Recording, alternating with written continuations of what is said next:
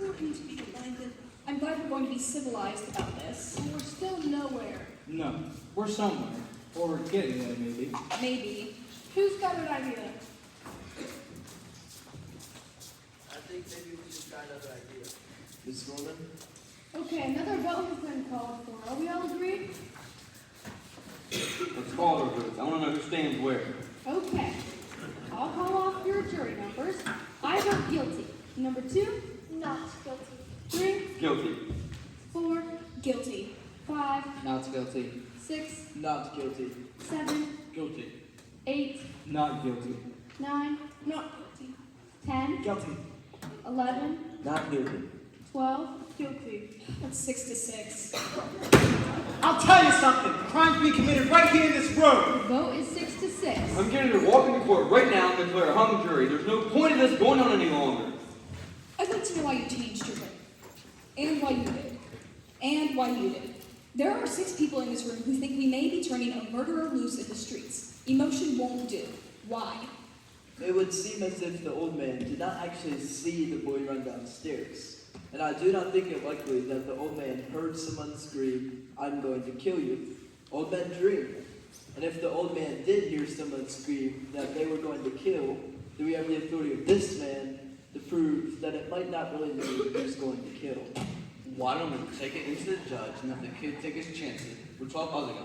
6 to 6. I don't think we'll ever agree on anything. And it's got to be unanimous. We're never going to convince him. At first I was alone. Now 5 others agree. There is a doubt. You can't ever convince me that there's a doubt, because I know there isn't no doubt. Maybe we're a hung jury. It happens sometimes. We are not going to be a hung jury. But we are, right now. A perfect balance. Let's take it into the judge. If there is a reasonable doubt, I don't see it. The doubt is there. In my mind.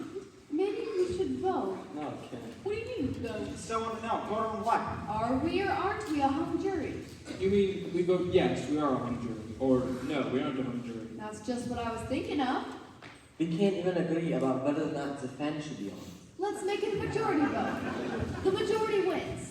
If 7 or more of us vote yes, that we are a hung jury, then we take it into the judge and tell him that we are a hung jury. Right. And if 7 or more of us vote no, that means we aren't a hung jury. And we go on discussing it. It doesn't seem quite right to me. It's the only solution. I agree. It's the only way. Anything to end this. Are we agreed then? 7 or more of us vote yes and we take it into the judge? Let's call our votes. Okay. I vote yes. We're a hung jury. Number 2, No. 3, Yes. 4, Yes. 5, No. 6, No. 7, Yes. 8, No. 9, No. 10, Yes. 11, No. 12. Yes. Oh, no. The vote is 6 to 6. Even the majority decided whether or not we're on the jury. I went along with what would have been the majority on this question. And I can agree with voting that way. Not really. And I still don't. So I'm changing my vote. I say no, we are not a hung jury. I still believe the boy is guilty beyond a reasonable doubt. There are some things I want to hear from those people that change their minds. Then we aren't a hung jury. So we go on. Good. We go on. Why did you change your mind? He seems so sure, and he's made a number of good points, while he only gets mad and insults everyone. Does the anger and the insult change the guilt of the boy? He did do it. Are you going to turn a murderer loose because one of the jurors gets angry when he thinks a murderer is being turned loose? That's true. There is a doubt. I don't think so. The track is straight in front of the window. Let's take that out. So the L train would have made a low rumbling noise. L trains screech when they go around curves. So the old man could have heard a scream, which is high-pitched, and it is a tenement and they have thin walls. Good, good, that's it. And what if the old man was wrong on the time it took him to get to the door, but right about whom he saw running down the stairs? Please remember that there weren't any fingerprints on the knife. And it is summer, so gloves seem unlikely. Now I want you to listen to this woman. She knows what she's talking about. And it may have taken the murderer a few seconds to get a handkerchief out and wipe all the fingerprints away. This is a point. Why don't we just time this one to see? Just what are we timing? Yes, let's be exact. I am saying that the old man downstairs may have been wrong on the time it took him to get to the door, but right about whom he saw running down the stairs. Now, it may have taken the murderer about 39 seconds to wipe away all the fingerprints and get down the stairs to the place where the old man saw him. The boy, that is. This is right. We reconstructed the old man getting out of bed and going to the door, and we timed that. Now let's reconstruct the actual crime. Is what can. think a murder accused of 30 or 40 seconds pretty easy at that point. Let's reconstruct the killing. Yes, but Here, you do the stabbing. No, I'll do it. Okay. You be the one that gets stabbed. Remember, you take 1 second to fall. And he was found on his side, his right side, so fall and roll onto your right side. If someone hates another person enough to kill them, don't you think it's reasonable to assume that the murderer would look at his victim for a second or two? Divorce yourself in this particular case. Just human nature. Yes, I'd say that's reasonable. Hey, wait a minute. He falls and he ends up on his right side. Father did. But stabbing someone isn't like shooting them. Even if it's right in the heart, he would have worked around on the ground writhing them for a few seconds. That's quite possible. There would have been enough oxygen in his system to carry him for 2 or 3 seconds, I should think. Wouldn't the fellow have cried out? Maybe the kid held his mouth. Possible. Also, there's another point we might bring out. Anyone who is clear enough mentally to wipe the fingerprints away after murdering someone, well, that person is also clear enough to look around the apartment, or the room in this case, to see if there are any other clues. It would just be for a second or two, I should think, but still, he would look around. This gets better and better. We're trying to make it clear. One doesn't talk about quality when murder is involved. Well, let's do it. About this on the fingerprints, the kid wiped the fingerprints off the knife. Well, what about the doorknob? If I saw a man coming into my home, a man that hated me, and he was wiping the doorknob as he came in, well, it would give me an uneasy feeling. So the doorknobs must have been wiped sometime after the killing. This too would have taken some time. You timed the last one, why don't you time this one too? All right. Stamp your foot when you want me to start. I want the hand to miss. yeah, you're going to have to. I'm going to kill you!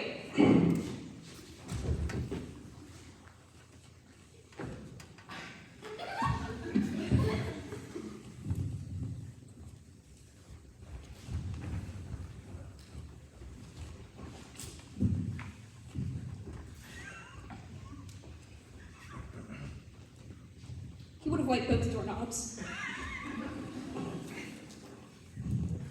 Stop.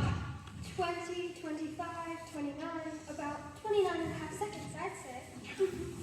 And whoever did murder the old man, and I think it was the kid, he still had to run down the hall and down the stairs. At least one flight of stairs. You see? You see? The old man may have been wrong on the time it took him to get to the door.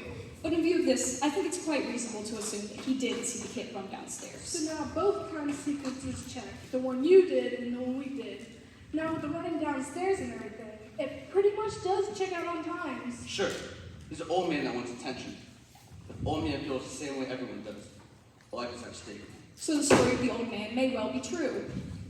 Except for the fact that he swore under oath it was 15 seconds. Well, we all seem to agree now that it was 25 to 40 seconds after. You're now admitting that the old man lied in one case and told the truth in another. While this does tend to confirm the story of the old man, he's now proven lying, and this is by your own admission. That may be true, that the old man lies, in part, but I think it will change my vote once more. Guilty. And what about you? What do you think now? I don't know. I'm not just sure what I did. At first I felt guilty, then I changed. Now I'm sort of swinging back to guilty. And what about you? I'm a real doubt now, real doubt. I say guilty. I was right the first time. Now we're beginning to make sense in here. It seems to be about 9 to 3 in favor of guilty. Let me ask you something. How many of you live in apartments? I don't know what you're thinking, but I know what I'm thinking. What's that? Well, I do not live in a tenement, but it is close, and there's just enough light in the hall so you can see the steps, no more. So the light bulbs are so small, and this murder took place in a tenement. But remember how we stumbled up the steps? The police officers had to use the big bulbs, and some of them even had flashlights. And the old man who was judged his time by 20 seconds on this we all agree. This old man looked down the dark hallway of the tenement and recognized the running figure. He was 100% wrong about the time it took. It took almost twice as long as he thought it did. Then cannot the old man be 100% wrong about who he saw? That's the most idiotic thing I've ever heard. You're making it up out of thin air. We're hung jury. Let's be honest about it. And what about you? Do you truly feel that there is no room for reasonable doubt? Yes, I do. I beg your pardon, but maybe you don't understand the term reasonable doubt. What do you mean I don't understand it? Who do you think you are talking like that? How do you like this guy, huh? He comes over here running for his life, and before he can even take a big breath, he's telling us how to run the show, the arrogance of him. Nobody here is asking where anyone came from, I was born right here. or where your father came from. Maybe it wouldn't hurt us to take some advice from people who come running here. Maybe they know something we don't. We're not so perfect. It's alright, I'm used to this, thank you. It's not all right. Okay. I'm sorry. Is that what you want? Yes, that's what I want. All right, let's stop the arguing. Who's got something constructive to say? Well, something has been bothering me a little. This whole business about the stab wound and how it was made, with downward angle of it, you know? Don't tell me we're going to start that again. They want it over and over in court. I know they did, but I don't go along with it. His father is 5 feet 8 inches tall. His father is 6 feet 2 inches tall. That's a difference of 6 inches. It's a very awkward thing to stab down into the chest of someone who's half a foot taller than you. Look, you're not going to be satisfied till you see it again. Somebody give up. Get up. I'm going to give a demonstration. Now, pay attention. I don't want to have to do this again. All right. Is that 6 inches? Is this 6 inches? That's more than 6 inches. Okay, let it be more.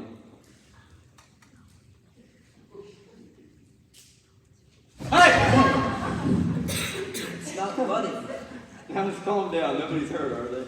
No, no one's hurt. All right. There's your angle. Down and in. That's how I'd stab a taller man, and that's how it was done. Take a look at it and tell me I'm wrong. Down and in. I guess there's no argument. Have you ever stabbed a man? Of course not. Have you? Let's not be silly. Have you? No, I haven't. Well, where do you get all your information about how the stabbing's done? What do you mean? It's just common sense. The boy's an experienced knife fighter, right? That's right. Look at this. Doesn't it seem like an odd way to hold a knife? What are you asking me for? Wait a minute. What's the matter with me? Give me the knife. Have you ever seen a knife fight? Yes, I have. In the movies? In my backyard, on my stoop, in a vacant lot across the street. Too many of them. Switch knives came with the neighborhood I grew up in. Funny that I didn't think of it before. Anyone who's ever used a switch knife would never have stabbed downward. That's not how you handle a switch knife. You use it underhand. Well, wouldn't that mean that the boy couldn't have made the kind of wound that killed his father? I suppose it's conceivable he could have made the wound, but I don't think it likely. Anyone who's ever used a switch knife would not have stabbed downward. And we know the kid had a lot of experience. I don't believe it. Neither do I. You're giving us a lot of mumbo-jumbo. And what do you think? Well, I don't know. What about you? Listen, I'll tell you all something. I'm getting a little sick and tired of this thing already. Just break it up and go home. Before we do anything, I'd like to try and piece this whole thing together. This should be good. Do you want me to tell him this too? Let's hear him. I'm in advertising, and in advertising, the big shots usually pull things together. So why don't we chip up a few and see if anything runs on green? Now, I want you all to look at this logically and consistently. We have. Guilty. Now, is the boy smart or is he dumb? What do you mean? We all know the boy's an experienced knife fighter, and that he went out that night and bought the switch knife. It would then take a very stupid man to go home and murder his father with an instrument that everyone would associate with the boy. Yeah, I quite agree. Don't. But in that moment, why, if he's being dumb, why would the boy in that moment make the kind of wound that an inexperienced knife fighter would have made? I'm not sure I understand. To murder someone must take great emotion, a great amount of hatred. In that moment, he would have handled the knife the best he could, the way he had been trained, under him. But an inexperienced knife fighter would have gone over him. But the boy's being smart. He makes the kind of wound an amateur would make. So smart, he remembers to wipe away the fingerprints and even do the killing as an L train is going by. Now, is he smart or is he dumb? Hey, now wait a minute. Well, the woman across the L tracks thought murdered with the L train, so maybe someone else in the L train thought murder too. A possibility, but no one we know of. It would take an awfully dumb man to take that chance. Doing the murder while the train goes by? Yes, a dumb man, a very stupid man, a man swept by emotion. My guess is he didn't even hear the train coming, and whoever did murder the father did the best he could. So, The boy's being very dumb. He does everything to associate himself with the murder, a switch knife murder. But a second later, he becomes smart enough to wipe away the fingerprints. And then, dumb enough to do the killing as an L train goes by. Then, smart enough to make the kind of wound that would make us suspect an inexperienced knife fighter. To say the boy's guilty, you have to say he's dumb from 8 p.m. to 12 a.m., then smart for a few seconds, then dumb, then smart. Then so dumb, he can't even think of a good alibi. To say the boy's guilty, you have to flip his intelligence like a pancake. There is doubt, doubt, doubt. I hadn't thought of that. And then there's the old man downstairs. He stood up on the stand and swore it was 15 seconds. He insisted on 15 seconds, even though we can all agree it was somewhere around 40. So, does the old man lie half the time and tell the truth the other half of the time? To say the boy's guilty, you have to say he's dumb half the time and smart the other half. And also to say the boy's guilty, you have to say the old man lies in part and tells the truth in part. You can reasonably doubt. I'm sure in a reasonable doubt. I think I am too. I've wanted more talking, now I've had it. I want another vote. Okay, there's another vote called for. I guess the quickest way is a show of hands. All those voting not guilty, raise your hands. 9. Okay, guilty? 3. The vote is 9-3 in favor of acquittal. I don't understand you people. How can you believe this kid is innocent, knowing what it is? They don't know what the truth is. You know that. Let me tell you something. They don't need any real big reason to kill somebody either. They get drunk and bang, someone's lying in the gutter. Nobody's blaming them. It's how they are. You know what I mean? Violent. What are you doing? Listen to me. Look, these people are drinking and fighting all the time. And if somebody gets killed, so somebody gets killed. They don't care. Oh, sure, there are some good things about them too. Look, I'm the first to mention that. I've known a few who are pretty decent, but that's the exception. Most of them, it's like they have no feelings. Look, what are you doing? Come on, listen to me. I'm trying to speak my piece. They're no good. There's not one of them who's any good. We better watch out. Take it from me. This kid's on trial. Well, you know about them, don't you? Listen to me. I'm trying to tell you something. I've had enough. If you open your mouth again, I am going to split your skull. I'm only trying to tell you. All right, sit down, everyone.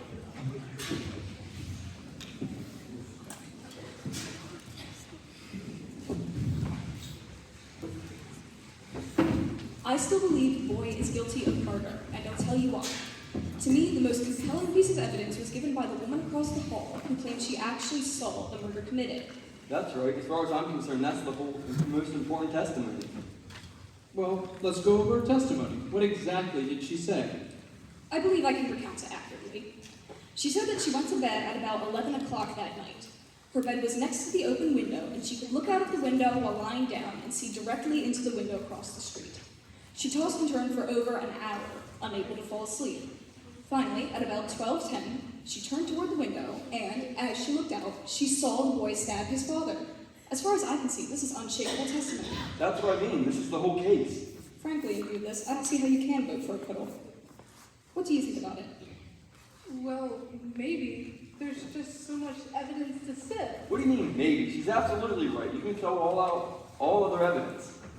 That was my feeling. I don't deny the validity of the points that he has made. Shall we say that on one side of the tracks there is doubt? But what can you say about the story of the woman? She saw it. What time is it? 10 minutes of 6. You don't suppose they'd let us go over and finish it in the morning? I've got a kid with mumps. Not a chance. Can't you see the clock without your glasses? Not clearly. Glasses are a nuisance, aren't they? Well, what do you all do in the middle of the night when you wake up and need to know what time it is? I put on my glasses and look at the clock. I just lie in bed and wait for the clock to chime. My father gave it to me when we were married, my husband and I. It was 10 years before we had a place to put it. Do you wear glasses to bed? Of course not. No one wears glasses to bed. Well, what about the woman who testified? She wore glasses. What about her? Wait, did she wear glasses? Of course, I remember this very clearly. The woman wore bifocals. They look quite strong. That's right. Bifocals. And she never took them off. Funny. I never thought of that. It's my guess that the old woman wouldn't have put her glasses on just to glance out the window. She said the killing took place the instant she looked out, and that the lights went out a second later. Now, maybe this woman honestly thought she saw the killing, but to me she only saw a blur. How do you know what you saw? Maybe she's farsighted. How does he know all these things? Is there anyone here who still doesn't think there's a reasonable doubt? I think he's guilty. Anyone else? No, I'm convinced now. There is a reasonable doubt.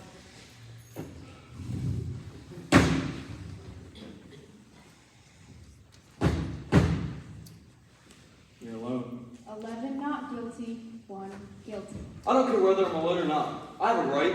Yes, you have your rights. Well, I told you, the boy's guilty. What else do you want? Your arguments. I gave you my arguments. We're ready to hear them again. We have time. Listen, you're the one. You gave all the arguments. You gotta stay with me. A man, he's gotta die. A murderer's gonna be walking the street. You gotta stay with me. I'm sorry. I'm convinced. I don't think I'm awfully wrong, but I suppose this once I was. There's a reasonable doubt. We're waiting. You're not gonna intimidate me. I'm entitled to my opinion. We're gonna be a hung jury. That's right, a hung jury. Well, there's nothing we can do about that, except hope that one night in a few months, you might get some sleep. You're all alone. It takes a great deal of courage to stand alone. If it is a hung jury, there will be another trial, and some of us will point these things out to the various lawyers. All right!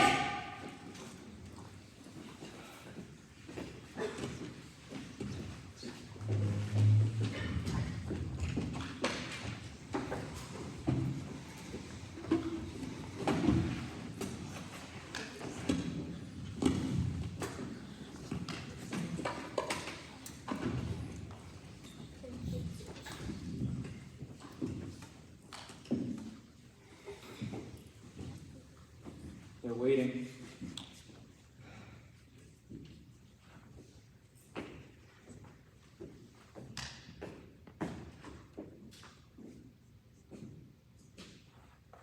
Not guilty? Not guilty.